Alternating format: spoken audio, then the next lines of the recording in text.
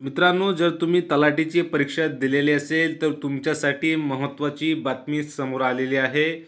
मित्रांनो, तलाठी भरती पेपर फुटला हे निश्चित. नागपूर केंद्रावरून प्रश्नपत्रिका पाठवल्याचे आरोपपत्र वरून सिद्ध.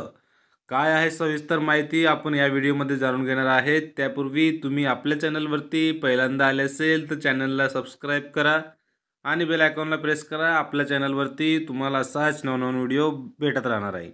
मित्रांनो, आजच्या या व्हिडिओचा रेफरन्स आपण लोकसत्ताच्या वेबसाईटवरून घेणार आहे. या वेबसाईटचा लिंक व्हिडिओच्या डिस्क्रिप्शन बॉक्समध्ये दिलेला आहे. महसूल विभागाच्या तलाठी भरती परीक्षेत थेट परीक्षा केंद्रामध्ये उत्तरे पुरवणाऱ्या एका आरोपीला संभाजीनगर चिकलठाण्यातील इऑन डिजिटल परीक्षा केंद्राबाहेरून परीक्षार्थी उत्तरे पुरवताना पोलिसांनी अटक केली होती.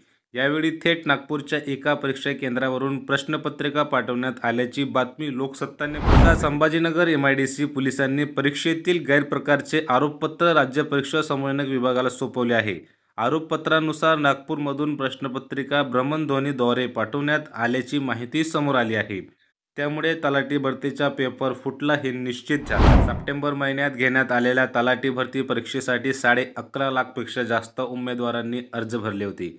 छाननीअंती 4,466 जागांसाठी 10,41,713 असे विक्रमी अर्ज प्राप्त झाले होते. त्यापैकी प्रत्यक्षात 8,64,960 उमेदवारांनी परीक्षा दिली. मात्र परीक्षेमध्ये मोठ्या प्रमाणावर गैरप्रकार झाल्याचा आरोप स्पर्धा परीक्षा समन्वय समितीने केला होता. आता खुद्द पोलीस विभागाच्या आरोपपत्रामध्ये नागपूरच्या परीक्षा केंद्रावरून प्रश्न पाठवण्यात आल्याचा उल्लेख केला आहे.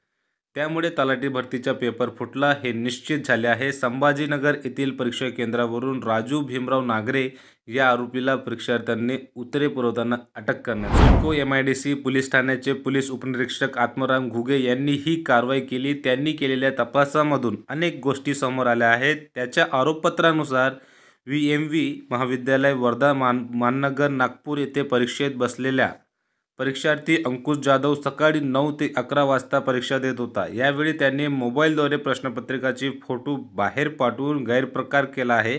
संभाजीनगर MIDC पोलिसांनी त्याचे आरोपपत्र राज्य परीक्षा समन्वयक तसेच अप्पर जमाबंदी आयुक्त यांना पाठवले आहेत. त्यामुळे आता परीक्षा विभाग यावर काय कारवाई करत आहे याकडे सर्वांचे लक्ष लागून आहे. पत्रावरून पेपर फुटला हे निश्चित आहे. मात्र नागपूरमधून पाठवण्यात आलेली प्रश्नपत्रिका हे केवळ संभाजीनगर येथील एकाच केंद्रावर आली, ही अन्य केंद्रावरही गेली. याचा शोध घेणे आवश्यक आहे. पेपर फुटीवर शासनाने योग्य ती कारवाई करावी, असे राहुल कवटेकर स्पर्धा परीक्षा समन्वयक समिती यांनी म्हटले आहे. तर मित्रांनो, अशा प्रकारची महत्त्वाची अपडेट होती. व्हिडिओ आवडल्यास व्हिडिओला लाईक आणि चॅनलला नक्की सबस्क्राईब करा. धन्यवाद.